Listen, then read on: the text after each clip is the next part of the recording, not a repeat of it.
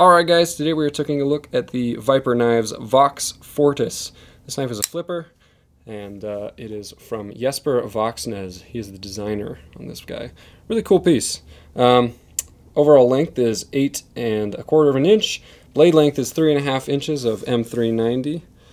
It's got Vox's signature right there. Maybe not signature, but his symbol.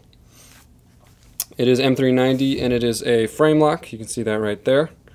It does have a lock bar insert, which is nice. And the handle length is 4 3/4 inch of G10 on the front and titanium on the back. And you can see here you've got your pocket clip for tip up right-handed carry only.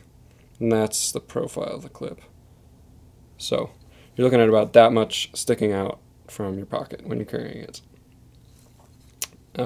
Really cool knife, guys. I like Jesper Voxnes' design sense. It's very clean, very smooth, great lines to it. So guys, go ahead and buy this at bladehq.com. We've got a couple other colors for options, and go ahead and check those out as well at bladehq.com. This is the Viper Knives Vox Fortis.